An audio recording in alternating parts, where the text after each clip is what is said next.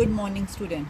Today we will start the second chapter of our computer science syllabus, that is working with functions. In this chapter we have covered till now two parts, that is the very first part, introduction to the function and its different types of function, and in the second part we have covered user defined functions, how to declare it, the structure of the function, how to define it by using the def keyword, calling it the user defined function in the program, and the flow of execution, means how the control moves in the program when we are calling a user defined function in different parts. Now today we will start with the third part of this chapter, that is parameters, and in this topic, in this video, we are going to cover what are parameters and what are arguments, the different types of parameter, basically three: positioner, default and keyword, and in the last we are going to cover the topic of return statement, to return a single value from a user defined function or to return multiple values from the same user defined function to be called in the main program by passing the parameters. Let's start with the introduction of parameters. Parameters are variables in parentheses during function definition. That is, whatever we are passed to the user defined function are the parameters. And these parameters are known as arguments when they are received in the function call. So value variable or literal passed in parentheses during function call is known as arguments. These two move side by side in a function and works along with the same type of values when we are called using a user defined function. So parameters and arguments are one or the other things, whereas the parameters can be of three types: positional parameter, default parameter and keyword parameter. These three types of parameters works as the formal parameters, and in the actual arguments or in the program when they are passed are known as arguments also. These three types of parameters can be literally defined separately. The very first one, positional arguments. These arguments are essential for all parameters, means they are mandatory to be passed from the calling function. The number of arguments must match with the number of parameters. Number of argument means whatever we pass from the main function must be matching it to the definition of the user defined function. For example, we are having a definition of SIPRT.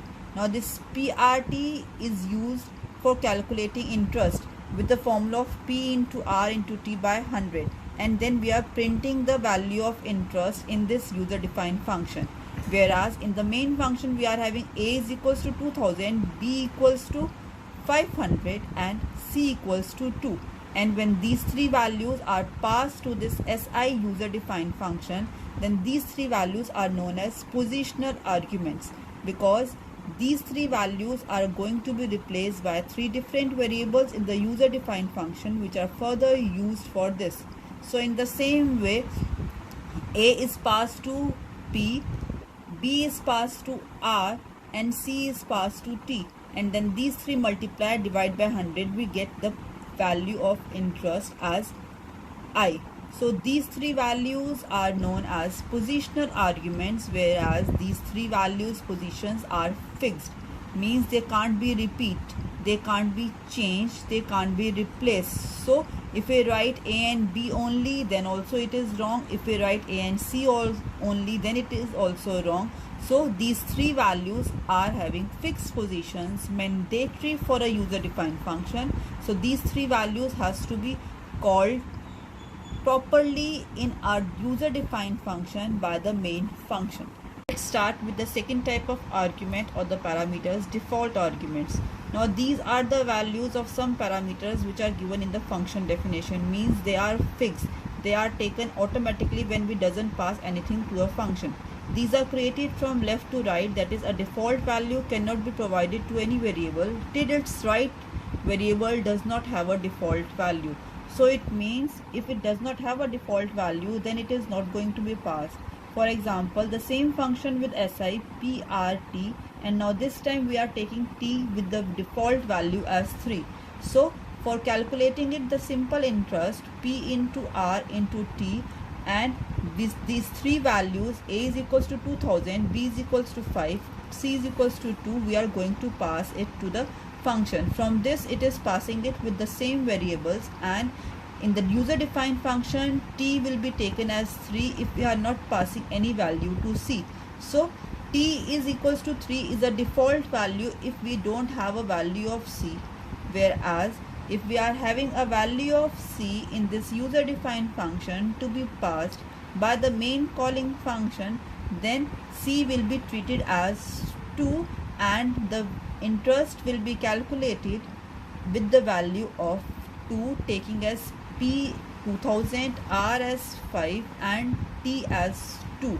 So in this way a default value is treated when no value is passed, whereas if a value is passed, then that value overrides the default value and executes the user defined function. Let's start with the third type of argument, keyword arguments, which are also known as named arguments. So as we are having keywords in the Python programming, same way in this we can't change the placement of arguments. That is, the name of the parameters in the function definition and function calling is same as the name matters more than their position. So it is prefer more than positional parameters. That's why it is also known as keyword parameters or named parameters.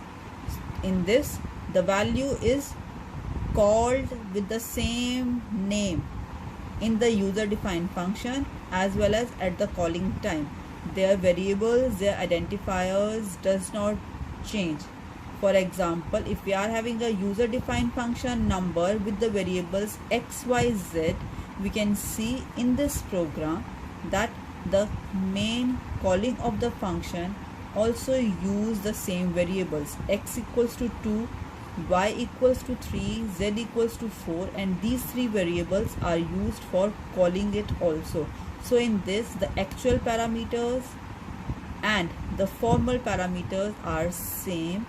Their positions can be changed, same way their values can also change at the time of output depending upon their passing the parameters in the function. So if we are passed x, y, z, it will show 2, 3, 4. If we passed y, z, x by changing its position, then y will be replaced with x, 3, show the value 3. The z will replace y with 4, show the value of 4 in the output, and the third variable x will replace by z, show the value of x as 2 in the output. And in the same way, if we see the result of the same user defined function with x, y, z, three values to be passed as keyword with different values, y equals to 3, z equals to 4 and x equals to 2 instead of only variables, or you can say when we are passing variables with its values to be used as the initial values, then those values will appear on the screen depending upon its calling. So इस तरीके से अगर हम ध्यान से देखें तो जब y को हमने 3 वैल्यू दी, z को 4 दी और x को 2 दी, तो वही 3 वैल्यूज़ उस ऑर्डर में इस डिस्प्ले हुई जिस ऑर्डर में यूज़र डिफाइंड फंक्शन को पास की गई थी. सो y is replaced by x statement with the value as 2 in the starting, z is replaced by y in the middle variable giving the value as 3, and x is replaced by z with the value as 2. Let's come to the last topic of this chapter, returning values. The values can be returned in two ways, by a void or a non-void functions. That is, either to return it when we are having it a void function means not returning anything, none, and when the non-void functions we are returning a value in with the keyword return either in one or in the multiple values form. So here we are having the example that when we are having it a function, a user defined function, and we are going to return some values in the one form, that is a single value is going to be returned, then we are using that single variable which is having the output by the return function.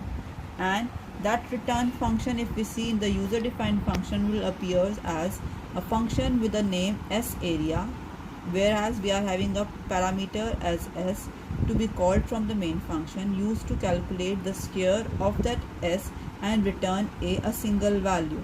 So when we are having a main function with x is equals to input enter side of square, and we are having a function s area x to be passed, so x is replaced by s, and this return a statement will be coming in R1. And when we are showing it this print area, then the values calculated in this user defined function will be coming back to the main function through a. Coming to the multiple values, we are having the same function area to be calculated with the square of s, and in the next statement we are calculating the parameter 4 into s, the parameter of a square, and then we are returning both the values a comma p, whereas in the first we are passing only single value a, and here we are passing multiple values a comma p, as we have calculated two values in the user defined function. So in the main function, when we are passing the same type of one single argument x, and that x goes to s where it is used for area and parameter, and passing it to the a and p, the a comes to R1, the p value from the return function comes to R2. So in this way, multiple values are returning from this user defined function, and those multiple values we are showing it in the print statement. Print area is R1, the first value coming it through a to R1, and parameter is R2, the second value comes from p to R2 in this function. So here we are passing multiple values, returning multiple values from a user defined function to the main function. This is the last part of this chapter that we are covering it, returning values and in this user defined function.